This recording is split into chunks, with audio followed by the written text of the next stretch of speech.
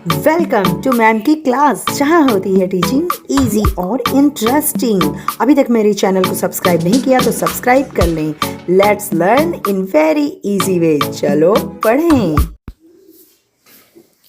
आज की वीडियो में सहसंबंध कोरिलेशन का पार्ट 2 में पढ़ाऊंगी आपको, और उसमें है कार्ल पियर्सन का सहसंबंध गुणांक। कार्ल पियर्सन जो है उन्होंने एक गुणांक दिया था जिन्हें उनका सहसंबंध गुणांक कहते हैं। ठीक है, कोएफिशिएंट ऑफ कोरिलेशन। ठीक है, तो ये बहुत ही प्रचलित इन्होंने गुणांक दिया। ये ज़्यादातर सर्वाधिक प्रचलित इसे कहा जा सकता है, इस गुणांक को। इससे हम ये संबंध ज्ञात करते हैं दो लोगों के बीच का। अब इसमें होता क्या है, इस विधि में सहसंबंध की गणना संबंधित समंक मालाओं, समंक माला मतलब डेटा जो दिए होते हैं, आंकड़ों के माध्य एवं प्रमाप विचलन के आधार पर की जाती है। ठीक, इस विधि में सहसंबंध की गणना संबंधित आंकड़ों के माध्य व प्रमाप विचलन के आधार पे, यानी माध्य भी इसमें होगा और प्रमाप विचलन भी। तो सूत्र कैसा बनता है इसका, R is equal to sum of dx multiply by dy। ठीक है, और n और प्रमाप विचलन x का, प्रमाप विचलन y का। तो यहाँ पे देखिए R सहसंबंध है जहाँ, और dx x के मानों का उसके माध्य से विचलन, dx का मतलब x के मानों का माध्य से विचलन, और dy का y के मानों का उसके माध्य से विचलन। और यहाँ पे ये जो छोटा सिग्मा है वो x क्या है, x आंकड़ों का प्रमाप विचलन, यानी हमें प्रमाप विचलन ज्ञात करना होगा, और y आंकड़ों का प्रमाप विचलन, और n क्या है, पदों की संख्या है। n हमेशा आप जानते हैं पदों की संख्या होती है। अब ये कैसे ज्ञात करते हैं, तो फर्स्ट स्टेप में हम सबसे पहले क्या करते हैं, समंक माला का बार बार मैं बता रही हूँ, मतलब क्या है, आंकड़ों का माध्य x बार व y बार ज्ञात करेंगे। ठीक है, ये माध्य है, माध्य का साइन है x और y के ऊपर जो बार है। सेकंड स्टेप क्या होगा, प्रत्येक समंक माला यानी प्रत्येक आंकड़े के सभी पदों का उनके माध्य से विचलन ज्ञात करेंगे। विचलन यानी कि घटाएंगे। ये आपको भली भांति अवगत होंगे आप, अगर पिछला वीडियो आपने देखा है, पहले का कोई वीडियो देखा है तो। माध्य से विचलन ज्ञात कर लेते हैं और dx और dy से व्यक्त करेंगे, है ना। जो विचलन है उसे हम dx और dy से व्यक्त करते हैं। अब प्रमाप विचलन ज्ञात करने के लिए विचलनों dx व dy का वर्ग dx स्क्वायर व dy स्क्वायर ज्ञात करेंगे। ठीक है, वर्ग कर लेंगे इसको, क्योंकि हम प्रमाप विचलन में आप देखिएगा, अगर आपको थोड़ा सा ना समझ में आ रहा हो तो आप प्रमाप विचलन वाला वीडियो जरूर देख लीजिएगा। ठीक है, उसमें ये स्टेप्स हैं। उसके बाद फोर्थ स्टेप है कि ये जो सम ऑफ dx स्क्वायर और सम ऑफ dy स्क्वायर यानी योग निकालेंगे हम लोग। और पांचवा जो इसका है स्टेप, dx व dy का गुणनफल करके उसका योग sum of dx multiply by dy निकालेंगे। ये सारी चीज़ें ज़रूरत पड़ेंगी, इसलिए पहले हम चार्ट में सारी चीज़ें निकाल लेंगे। तो स्टेप वाइज स्टेप मैंने आपको बता दिया। अब इस सूत्र में क्या करेंगे, सम ऑफ dx इंटू dy बटे n। ठीक, अच्छा ये क्या कहलाता है, सहविचरण यानी कि कोवेरियंस ये कहलाता है। कार्ल पियर्सन के सूत्र को और भी ज़्यादा सरल करना हो तो फिर एक तरीका है इसका, हम यहाँ डाइवर्जन करते जाएंगे। dx, पहले तो कार्ल पियर्सन का जो सूत्र है वो मेन वाला लिख लिया हमने। यहाँ पे क्या होगा कि प्रमाप विचलन, अगर इस सूत्र से जो है प्रमाप विचलन और ये सब की जरूरत नहीं होगी, वहाँ पे हम x और y के मानों को रखेंगे। कैसे करते हैं ये देखिए, ये है, अब यहाँ पर हम रख लेंगे इनके मानों को। तो ये तो हमारा हो गया dx प्लस dy, ये तो है ही सरल रूप में। और नीचे n को अलग किया हमने, n को अलग कर लिया, गुणे किया, और यहाँ पे जो प्रमाप विचलन है x का और प्रमाप विचलन y का, तो इसका प्रमाप विचलन का सूत्र हम रख देते हैं यहाँ पे। तो ये dx स्क्वायर बटे n इंटू यहाँ पे क्या हो जाएगा, ये दोनों ही अलग अलग उस पे रहेंगे, dy² बटे n। ये सूत्र यहाँ पे प्रमाप विचलन का हमने अलग अलग रख दिया। ठीक है, अब इसको हम और सॉल्व करते जाते हैं। dy ये तो ऊपर में आ ही गया और n हमारा यहाँ निकला हुआ है। यहाँ पर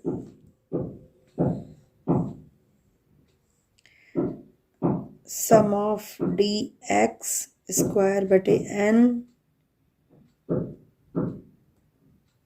सम ऑफ dy² बटे n, यहाँ पे होल स्क्वायर हमने कर दिया। ठीक, क्योंकि दोनों स्क्वायर में थे, अलग अलग स्क्वायर में थे, इनको होल स्क्वायर कर दिया।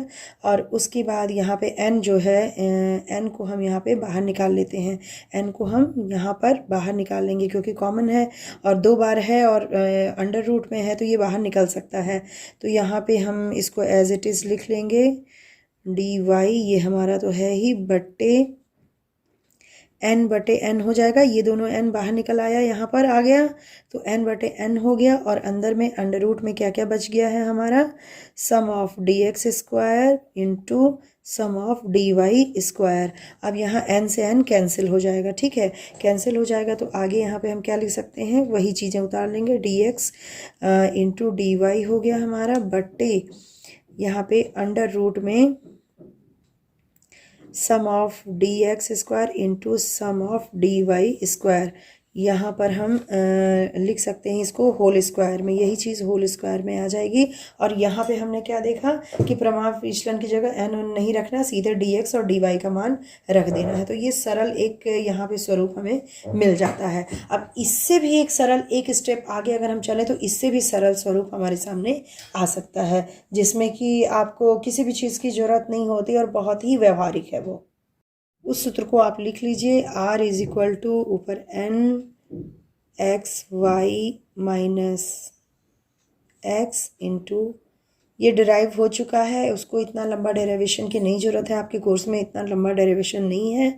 यहाँ पे होल स्क्वायर है किसका, n sum of x² minus sum of x², और ये एक ब्रैकेट में है और दूसरे ब्रैकेट में n sum of y² minus y का होल स्क्वायर। ठीक, ये दूसरे ब्रैकेट में है।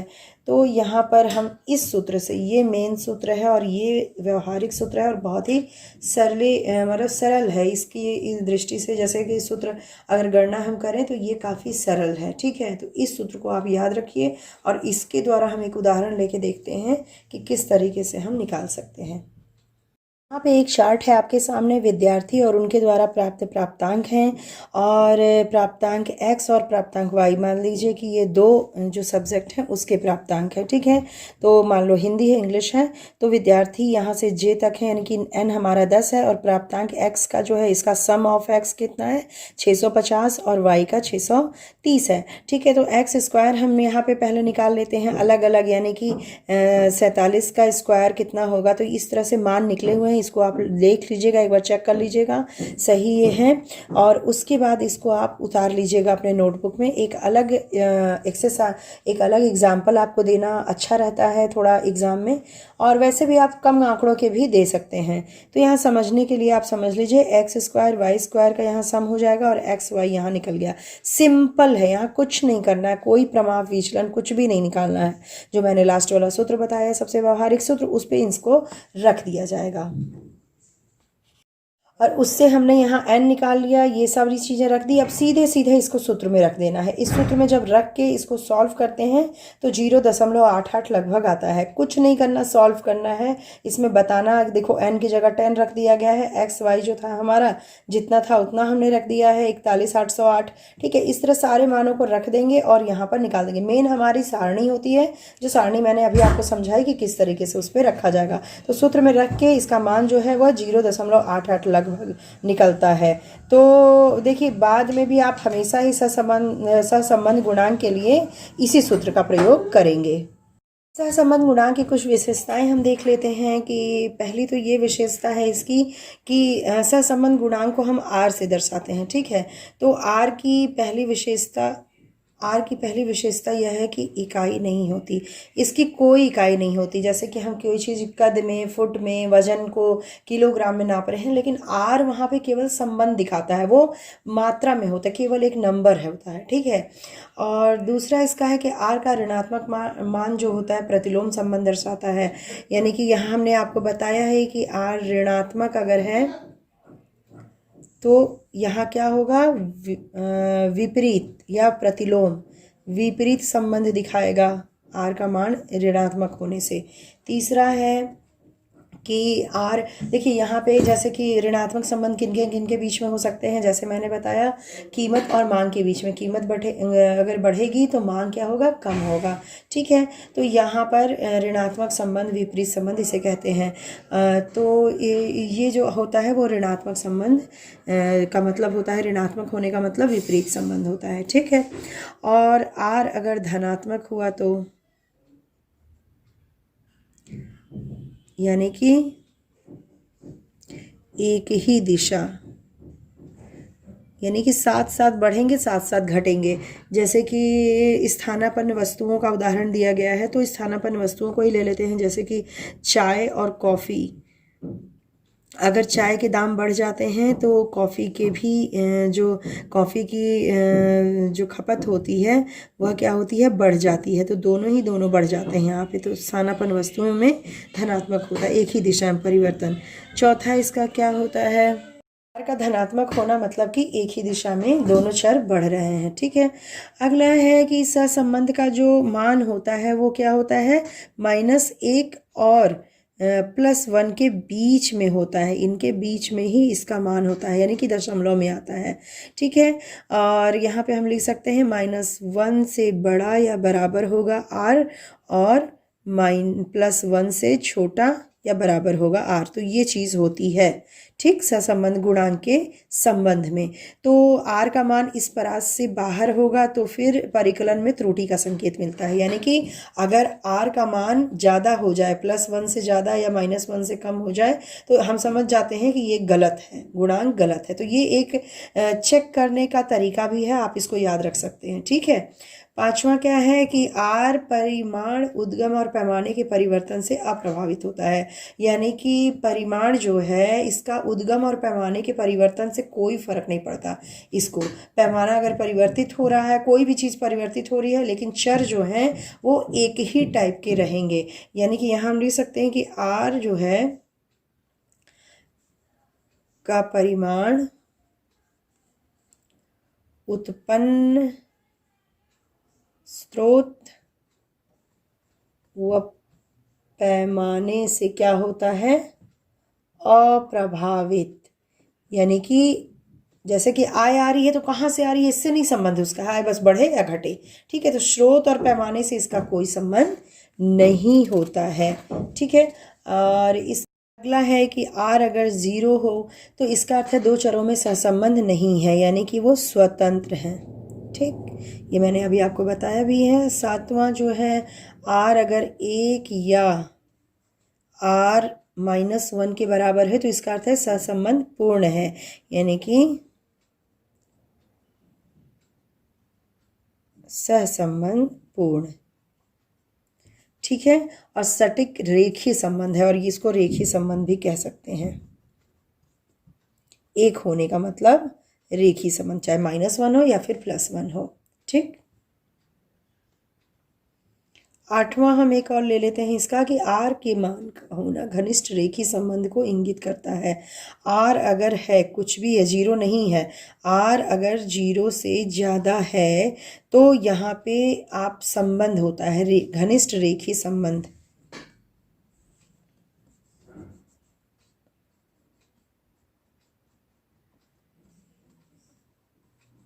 रेखीय संबंध होता है। आर का मान कुछ न कुछ होना चाहिए, 0 नहीं होना चाहिए, स्वतंत्र हो जाएगा। आर का मान 0 से ज़्यादा है यानी कि घनिष्ठ रेखीय संबंध होगा, ठीक है। आर का निम्न मान यानी शून्य के निकट मंद रेखीय संबंध को, यही चीज़ अगर शून्य के पास है, अगर ये आर जो है ज़्यादा शून्य के पास है तो यहाँ पे क्या होगा कि शून्य के निकट होने का मतलब मंद रेखीय संबंध यहाँ है, हो जाएगा मंद रेखीय संबंध, यानी कि रेखीय तो नहीं है, यानी पक्की दोस्ती नहीं है, ये पक्की दोस्ती वाले हैं, ठीक है। अगर 0 से ज़्यादा है, 0 के आसपास है तो पक्की दोस्ती वाले नहीं है। अरे भाई संबंध का 0 होना, सीधे सीधे समझिए, जी संबंध का 0 होना यानी संबंध ना होना, संबंध का 0 से ज़्यादा होना यानी कुछ ना कुछ होना, है ना। तो यहाँ पे आपको समझ में आ गया होगा। इसकी जो 9 ये विशेषताएँ हैं, अगर शॉर्ट क्वेश्चन में आता है तो 5 विशेषताएँ आप जरूर लिखेंगे, और अगर लॉन्ग क्वेश्चन में आता है तो आप पूरी की पूरी विशेषताएँ लिखेंगे।